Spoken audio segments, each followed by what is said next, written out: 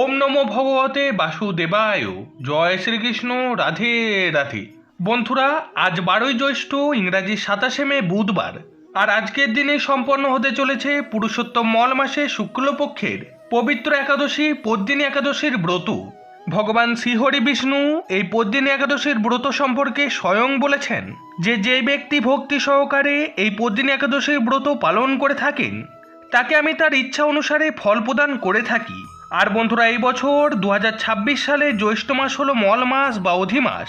আর সেই কারণের জন্যই প্রায় 3 বছর পর আমরা এই পদ্মিনী একাদশীর ব্রত পালন করতে সক্ষম হব। প্রতি বছর কিন্তু আমরা এই একাদশী তিথি পাই না। যে বছর আমরা মল মাস বা অধিমাস দেখতে পাই সেই বছরই এই পদ্মিনী একাদশীর ব্রত পালন করা সম্ভব হয়। সুতরাং আপনারা বুঝতেই পারছেন অন্যান্য একাদশী অপেক্ষায় এই পদ্মিনী একাদশী অনেক বেশি গুরুত্বপূর্ণ এবং মহত্বপূর্ণ, যে কারণের জন্য এই একাদশী তিথিকে পুরুষোত্তম মল মাসের সর্বশ্রেষ্ঠ একাদশী বলে গণ্য করা হয়। মনে করা হয় এই একাদশীর ব্রত পালন করলে ভগবান শ্রীবিষ্ণুর কৃপাদৃষ্টি লাভ করা যায়। আর বন্ধুরা, এই বছর এই পবিত্র একাদশী তিথি শুরু হয়েছে আগামীকাল মঙ্গলবার সকাল 7:53 যা থাকবে আজ বুধবার সকাল 8:02 পর্যন্ত। আর তাই উদয়াতিথি অনুসারে আজকের দিনই পদ্মিনী একাদশী পালিত হচ্ছে। প্রিয় ভক্তগণ, আজকের এই ভিডিওটির মাধ্যমে আমরা শ্রবণ করব পদ্মিনী একাদশীর ব্রত কথা। আর আজ যারা উপবাস করবেন তার আগামীকালে পারণ ক্রিয়া বা ব্রতভঙ্গ কিভাবে করবেন তাও নিয়ে আলোচনা করব। এছাড়া একাদশী পালনের বিধি, পারণ মন্ত্র, সংকল্প মন্ত্র এবং একাদশীর পর কি কি খাওয়া যাবে এই সমস্ত কিছুই নিয়ে সংক্ষিপ্ত আলোচনা করব। বন্ধুরা, আজকে আপনারা অনেকেই হয়তো এই একাদশীর ব্রত পালন করছেন। আর যারা কোনো কারণবশত আজকের দিনে এই ব্রত পালন করতে পারছেন না তারা আজ দিনের যে কোনো সময় এই ব্রতকথাটি একবার শ্রবণ করি সন্ধ্যায় ভগবান শ্রীহরি বিষ্ণুর উদ্দেশ্যে একটি প্রদীপ অবশ্যই প্রজ্বলন করুন। মনে করা হয় এতেও ব্রতের পুণ্য ফল অনেকাংশেই লাভ করা যায়। শাস্ত্রে বলা হয়েছে এই একাদশীর মাহাত্ম্য কথাটি শ্রবণ করলে সর্বপাপ তৎক্ষণাৎ দূরীভূত হয়। তাহলে চলুন প্রিয় ভক্ত বন্ধুগণ, শুরু করি পুরুষোত্তম মল মাসের শুক্লপক্ষের পদ্মিনী একাদশীর ব্রত কথা। ওম নমো ভগবতে বাসুদেবায়। স্মার্তগণ পুরুষোত্তম মাস বা অধিমাসকে মল মাস বলে এই মাসে সমস্ত শুভকর্ম পরিত্যাগ করে থাকেন। কিন্তু ভগবান শ্রীকৃষ্ণ এই মাসকে পারমার্থিক মঙ্গলের জন্য সকল মাসের থেকে সর্বশ্রেষ্ঠ বলে নির্ণয় করেছেন।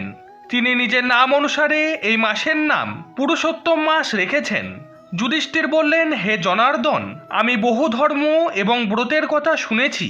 এখন পুরুষোত্তম মাসের সর্বপাপ বিনাশিনী এবং পুণ্যদায়িনী এই শুক্লপক্ষীয় পদ্মিনী একাদশীর কথা দয়া করে আমার কাছে বর্ণনা করুন, যা শ্রবণ করলে পরমপদ প্রাপ্ত হওয়া যায়। ভগবান শ্রীকৃষ্ণ বললেন, দশমীর দিন থেকেই ব্রতের শুরু হয়। কাঁসার পাত্রে ভোজন, মুসুর, ছোলা, শাক, অপরের অন্ন এবং আমিষ খাদ্য এই দশমীর দিনে বর্জন করতে হয়। পরের দিন প্রাতকৃত্যের পর সুগন্ধি ধূপ, দীপ, চন্দন দিয়ে ভগবানের পূজা করতে হয়। রাত্রে জাগ্রত থেকে ভগবানের নাম এবং গুণ কীর্তন করতে হয়। এরপর তিনি এই ব্রতের একটি ইতিহাস বর্ণনা করলেন। এক সময় রাজা কার্তবীর্য লঙ্কাপতি রাবণকে পরাজিত করে তার কারাগারে বন্দী করে রাখেন। পুলস্ত্য মুনি রাজার কাছে রাবণের মুক্তি প্রার্থনা করেন। মুনির আজ্ঞায় রাজা রাবণকে মুক্ত করে দেন। এই আশ্চর্যজনক কথা শুনে নারদ পুলস্ত্য মুনিকে জিজ্ঞাসা করেন, হে মুনিবর, ইন্দ্র সহ সকল দেবতা যেখানে রাবণের কাছে পরাজিত, সেখানে কার্তবীর্য কিভাবে রাবণকে পরাজিত করলো তা কৃপা করে আমাকে বলুন। পুলস্ত্য মুনি তখন নারদের কাছে কার্তবীর্যের জন্মরহস্য বর্ণনা করেন।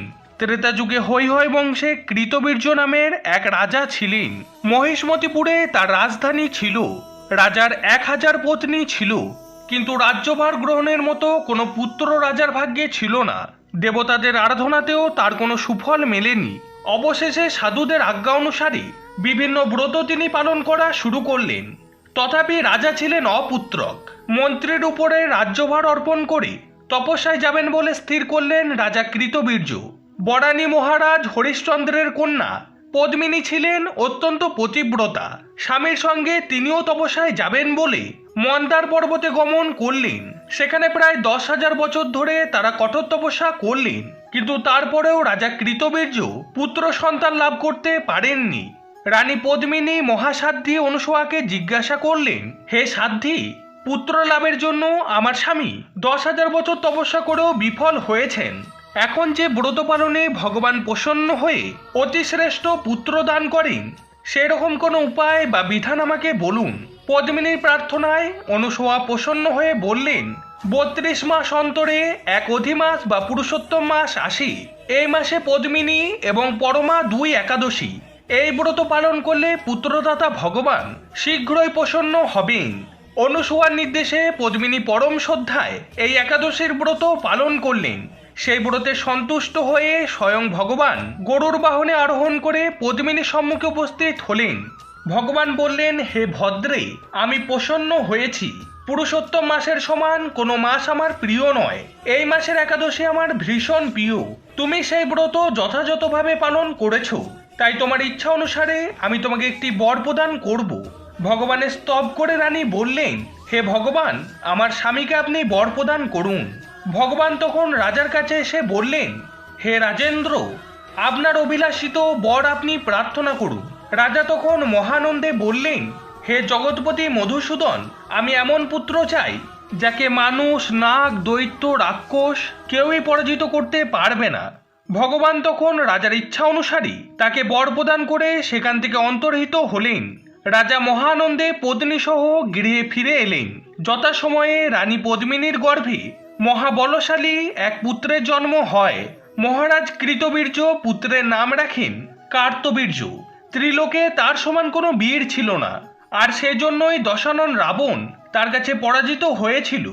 এরপর ভগবান শ্রীকৃষ্ণ যুধিষ্ঠিরকে বললেন, হে মহারাজ, যিনি এই ব্রত পালন করবেন তিনি ভগবান শ্রীহরির শ্রীপাদপদ্মে অহৈতুকী ভক্তি লাভ করতে পারবেন। শ্রীকৃষ্ণের উপদেশে ধর্মরাজ সপরিবারে এই একাদশী পালন করলেন। যিনি এই ব্রত মাহাত্ম্য পাঠ বা শ্রবণ করেন তিনি বহু পুণ্য লাভ করে থাকেন। তো বন্ধুরা, এই ছিল পুরুষোত্তম মাসে শুক্লপক্ষের একাদশী বা পদ্মিনী একাদশীর ব্রত মাহাত্ম্য। তাহলে চলুন শ্রোতা বন্ধুরা, এবারে জেনে নেওয়া যাক আজকের দিনে যারা ব্রত পালন করছেন তার আগামীকালে পালন ক্রিয়া বা ব্রতভঙ্গ কখন এবং কিভাবে করবেন। ব্রতভঙ্গ বা পালন ক্রিয়া করতে হবে আগামীকাল 13 জ্যৈষ্ঠ 28 মে বৃহস্পতিবার সকাল 5:25 থেকে সকাল 8:42 মধ্যে। এবারে আসুন জেনে নেওয়া যাক একাদশী এবং পালন বিধি আমরা কিভাবে সম্পন্ন করব সেই বিষয়ে। যদিও এই সংক্রান্ত একটি বিস্তারিত ভিডিও আমি আগেই পোস্ট করেছি, আমি আপনাদের সুবিধার্থে সেই তথ্য এখানে কিছুটা তুলে ধরছি। একাদশীর ব্রত আমরা কিভাবে পালন করব। একাদশীর দিনে খুব ভোরে ঘুম থেকে উঠে স্নান পর্ব সেরে নিন এবং তারপরে পরিষ্কার বস্ত্র পরিধান করে ঠাকুর ঘরে গিয়ে একাদশীর সংকল্প গ্রহণ করুন।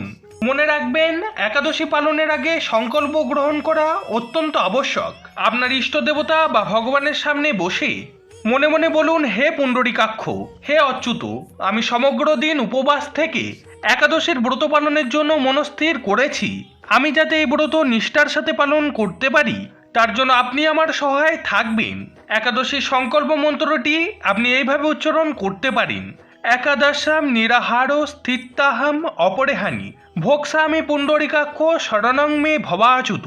শাস্ত্রমতে দশমীর দিনে একবার আহার এবং একাদশীর দিন সম্পূর্ণ নিরাহারী থাকার কথা বলা হয়েছে।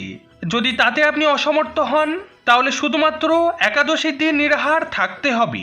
যদি কোনো কারণের জন্য তাতেও আপনি অসমর্থ হন তাহলে পঞ্চরবি শস্য বাদ দিয়ে ফলমূল, সবজি এবং অনুকল্প প্রসাদ গ্রহণ করতে পারেন।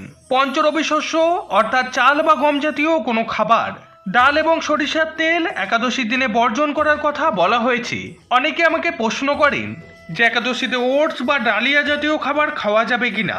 তাদের উদ্দেশ্যে বলি যে ওটস বা ডালিয়া জাতীয় খাবার এই দিন খাওয়া নিষিদ্ধ, কারণ এইগুলিও পঞ্চরবি শস্যের অন্তর্ভুক্ত। আরেকটি প্রশ্ন আমাকে অনেকেই করেছেন যে আজকের দিনে গরুর দুধ খাওয়া যাবে কিনা, কারণ দেখা যায় যে গরুর দুধ গরম করার পর দুধের ওপর তেল ভেসে থাকে। এখানে বলে রাখি যে দুধের ওপর যে বস্তুটি ভেসে থাকে সেটি সর বা ঘি জাতীয় দ্রব্য। সরিষার তেল একাদশীতে বর্জনীয় হলেও দুগ্ধ জাতীয় দ্রব্য যেমন ঘি, ছানা এগুলি আপনি অবশ্যই খেতে পারেন। তাই গরুর দুধ একাদশীতে কখনোই বর্জনীয় নয়। এছাড়া আজকের দিনে আপনি সাবুও খেতে পারেন। যারা নির্জল উপবাস রাখতে অক্ষম তারা ডাবের জল, শরবত এগুলিকে খেয়েও ব্রত পালন করতে পারেন। তবে আজকের দিনে চা বা কফি জাতীয় দ্রব্যগুলিকে বর্জন করবেন, কারণ এগুলিকে নেশা জাতীয় দ্রব্য বলে বিবেচনা করা হয়। নিরামিষ খাদ্য তথা সবজি বা তরিতরকারি আপনি আজকের দিনে খেতে পারেন, তবে তরকারি বা সবজি কাটার ক্ষেত্রে অবশ্যই সতর্ক থাকতে হবে, কারণ আজকের দিনে শরীর থেকে রক্তপাত হওয়াকে অশুভ বলে মনে করা হয়। এর পাশাপাশি জানিয়ে রাখি যে একাদশীর দিন তুলসী মাতাকে অবশ্যই জল দান করুন। অনেকে বিভ্রান্ত হন যে একাদশীর দিন তুলসীকে জল নিবেদন করা যাবে কিনা। তাদের উদ্দেশ্যে বলি যে বছরের 365 দিনই রবিবার এবং একাদশীর দিনও তুলসী মাতাকে অবশ্যই জল নিবেদন করতে হয়। পদ্মপুরাণ এবং ব্রহ্মাণ্ড পুরাণে ভগবান স্বয়ং বলেছেন যে একাদশীর দিন তুলসী মাতাকে জল দিলে তিনি অত্যন্ত প্রসন্ন হন। এবার আসুন জেনে নিই আগামীকালের পারণ ক্রিয়া আমরা কিভাবে সম্পন্ন করতে পারি। একাদশীর পরের দিন পারণের জন্য যে সময় নির্দিষ্ট থাকে তার মধ্যে পারণ ক্রিয়া সম্পন্ন করা অবশ্য কর্তব্য, নতুবা একাদশীর কোনো ফলই পাওয়া যায় না। পারণের সময় আপনি পঞ্চরবি শস্য দিয়ে ভোগ নিবেদন করে ভগবানকে অর্পণ করতে পারেন। ভোগ নিবেদন যারা করবেন না তারা পুষ্প বা অর্ঘ্য নিবেদন করেও এই পারণ ক্রিয়া সম্পন্ন করতে পারেন। আপনারা পারণ মন্ত্রটি 3 বার উচ্চারণ করুন এবং সেই অর্ঘ্য বা ভোগ ভগবানকে নিবেদন করে ব্রতভঙ্গ করুন।